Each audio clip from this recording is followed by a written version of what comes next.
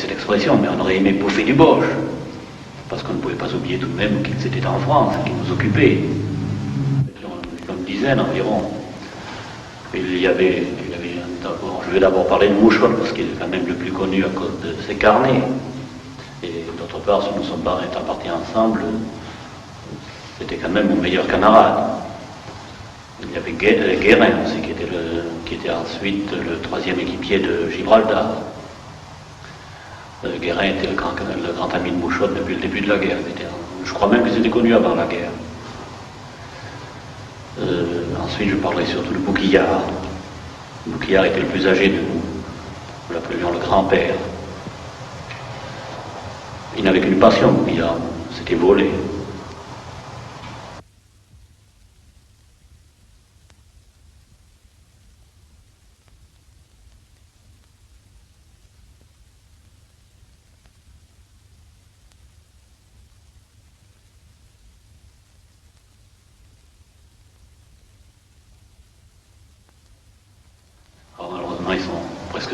Excepté Perrin et moi. Mouchotte s'est fait descendre en 1943, le 30 août exactement, je crois. Bouquillard s'est fait descendre en mars 41.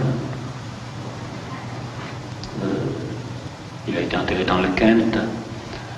Son enterrement était d'ailleurs extrêmement émouvant. Je n'ai jamais vu autant d'Anglais parce que Bouquillard était autant aimé des Anglais que de nous autres Français.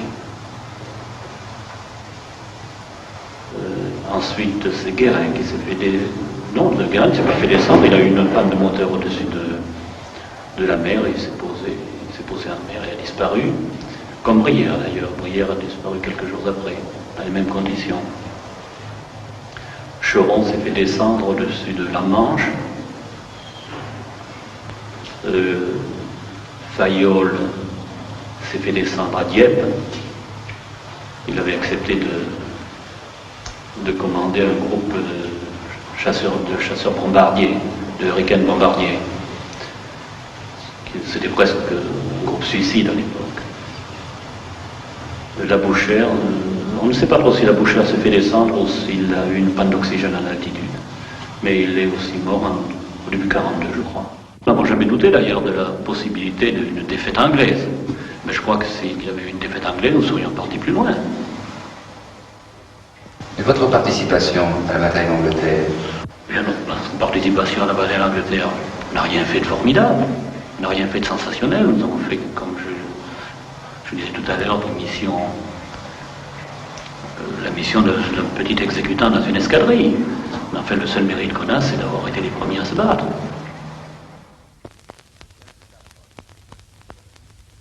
Le 15 août approche. Et Göring, qui s'est donné 5 jours pour liquider la chasse anglaise, commence à trouver que les choses traînent en longueur.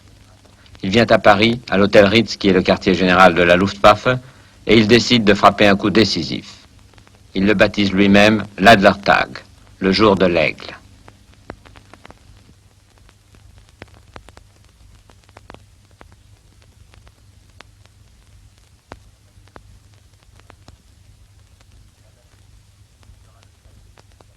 La date est fixée. Ce sera le 13 août à 14 heures.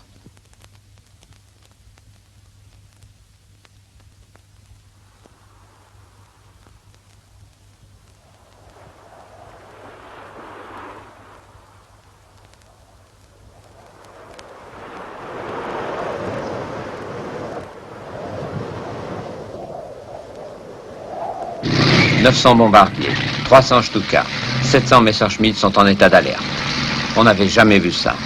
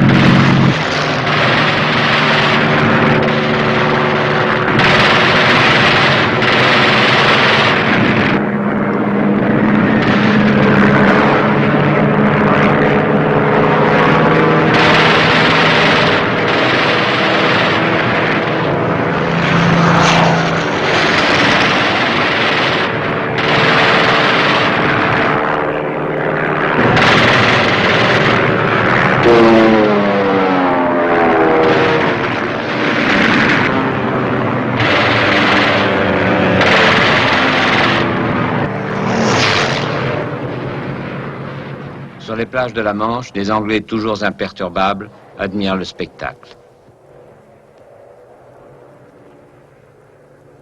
Sous leurs yeux, la chasse anglaise abat 40 avions allemands et remporte sa première grande victoire.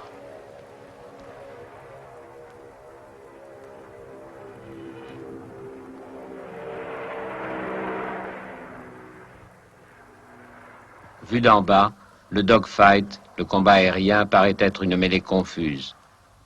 Pourtant, selon le groupe Captain Stevens, la tactique aérienne est très simple.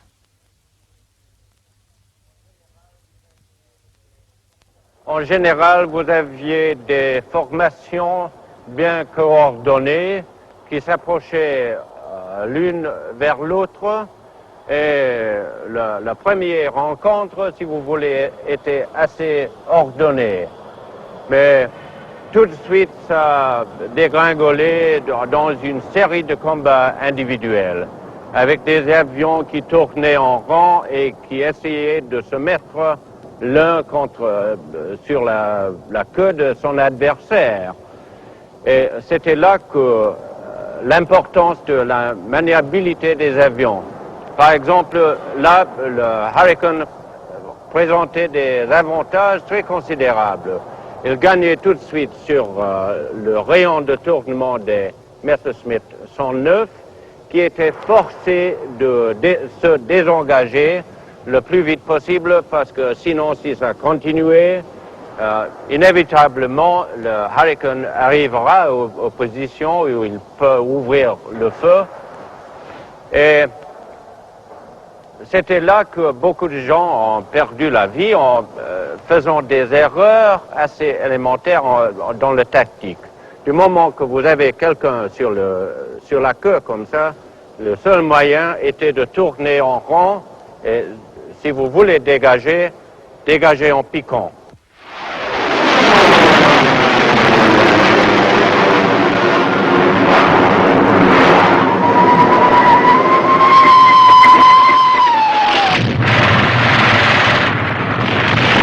Et cela m'amène à vous parler, n'est-ce pas, de cette attaque de face. Cette attaque avait beaucoup d'inconvénients. La vitesse d'approche, de fermeture, si vous voulez, même à cette époque, était très élevée, peut-être 600, 700 km à l'heure. On avait très peu de temps pour tirer. Le risque de collision était très, très réel. Mais le grand avantage, c'est que si on visait bien, on touchait le leader.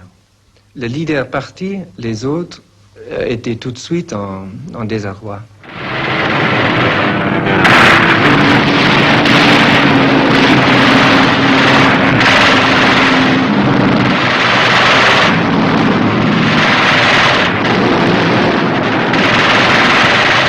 Puis, je dois vous expliquer les attaques. Il y avait l'attaque contre les bombardiers, ou bien l'ennemi, par derrière comme ça, par-dessous, par-dessus.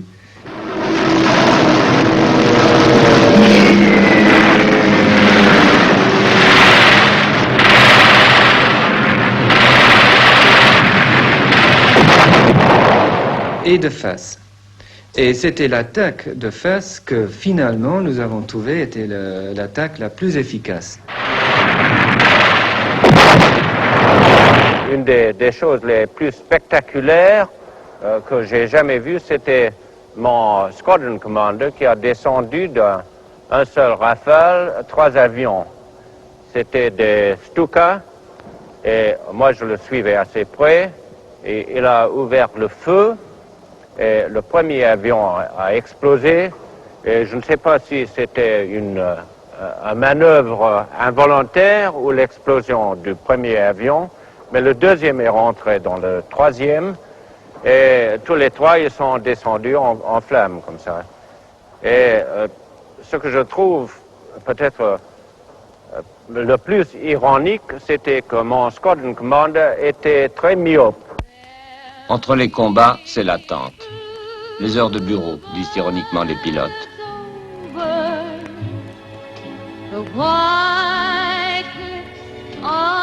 Il fait si beau, et la guerre aérienne est ainsi faite. Quelques secondes d'angoisse où l'on frôle la mort, puis c'est le retour à l'arrière.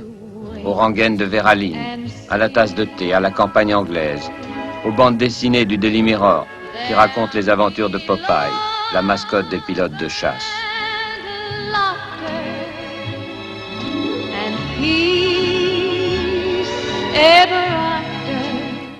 Dans l'autre camp, le spectacle est le même. On pourrait s'y tromper si les chansons de Sarah Lander n'étaient pas plus romantiques encore.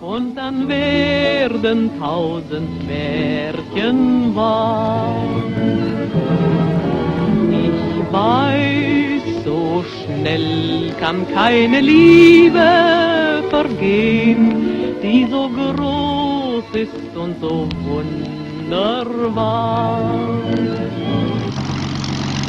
Du côté allemand, deux pilotes de chasse sont devenus des héros nationaux. Mulders, le romantique, taciturne, et Galant, le reître, exubérant.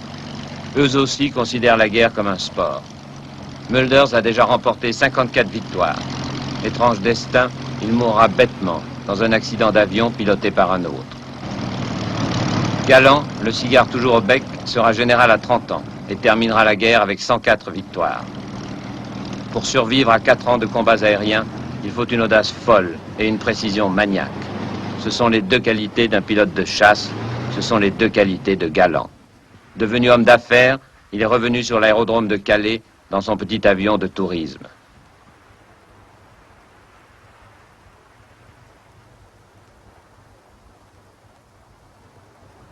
J'ai vécu dans le Pas-de-Calais pendant 1 an et demi.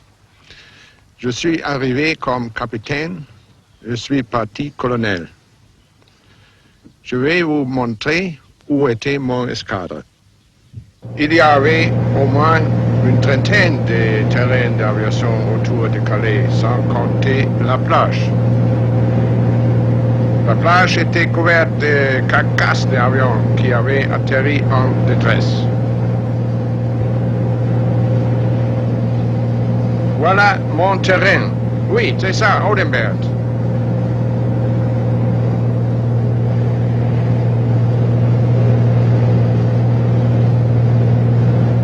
Ah ah! Vous voyez les abris pour les avions. Nous décollions ici, comme ça, exactement comme ça.